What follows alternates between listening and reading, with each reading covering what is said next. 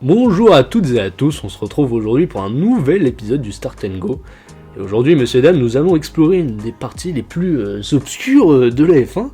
Et vous le savez vous-même, dans ce monde de la F1, l'innovation est la clé de la réussite lors des courses, vous n'allez pas me dire le contraire. Ah bah c'est vrai, si on n'a pas d'innovation, on n'a pas de vitesse, et après on finit comme as quoi. Voilà, pas de vitesse, pas de course, pas de compétition, pas de compétition, Pas de victoire. pas de victoire, pas de Et palais. pas de victoire, pas de d'hymne néerlandais tous les dimanches. Tout à fait.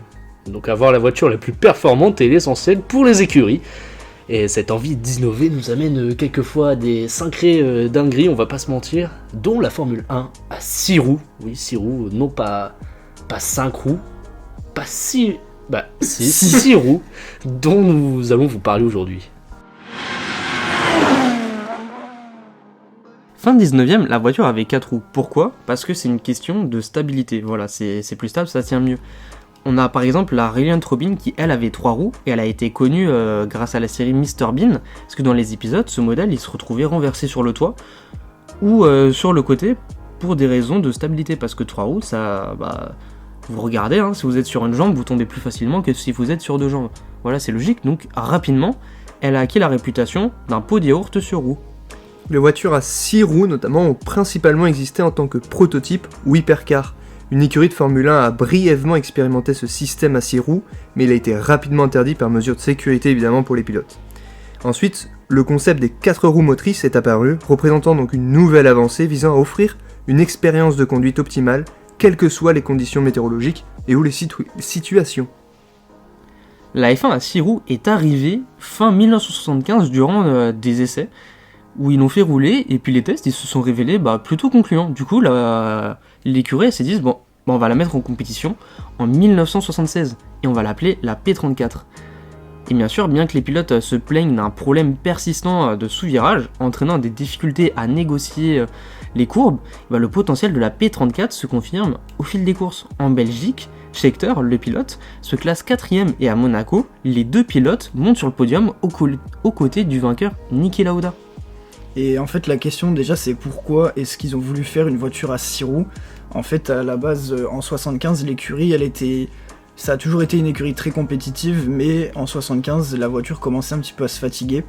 Et donc, le designer et ingénieur britannique Gardner, il a proposé à l'écurie de rajouter, plutôt de mettre 2 roues à l'avant au lieu d'une seule, pour créer plus d'appui, et réduire aussi la traînée qui, elle, forcément ralentit la voiture.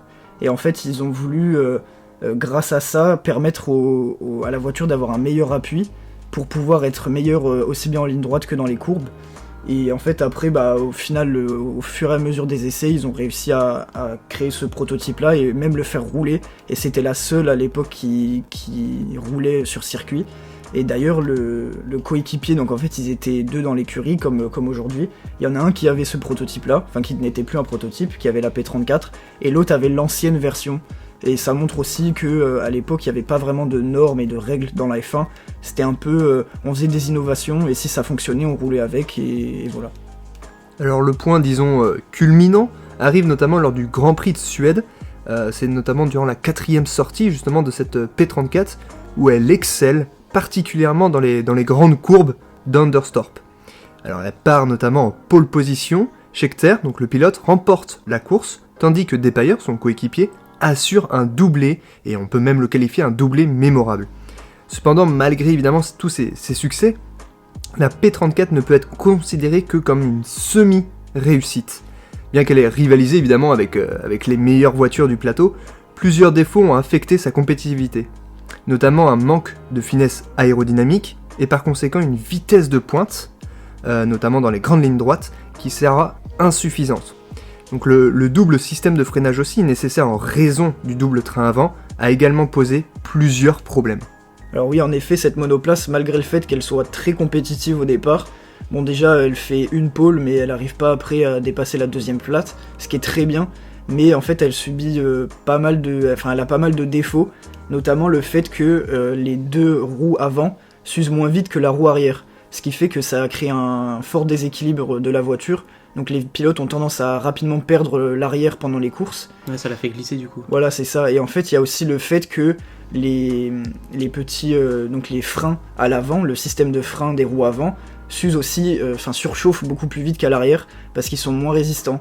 Et en fait, ça a créé un déséquilibre qui était vraiment dangereux, comme tu l'as dit, Valentin, pour les pilotes. Et ça, c'était quelque chose qui était pas raisonnable parce que même si, ok, c'est performant, déjà on n'arrive pas à gagner des courses avec et en plus on risque de tuer nos pilotes, donc ils se sont dit on arrête là. Et il y a aussi le fait que Goodyear, donc qui fabriquait les pneus, eux, faut savoir qu'ils ont dû du coup créer des pneus exprès pour cette voiture. Et ils ont dit en fait, vu que c'était pas assez rentable et que ça marchait bien, mais au final autant continuer à fabriquer des pneus standards.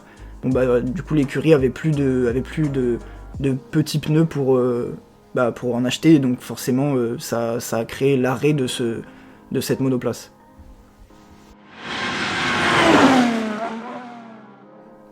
Voilà, messieurs, dames, c'est déjà la fin de cet épisode. J'espère que vous avez aimé ce petit podcast du jour, finalement.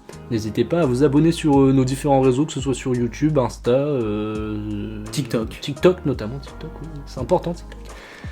Et voilà, je vous dis à une prochaine fois et passez une bonne journée. Bonne soirée. Ciao.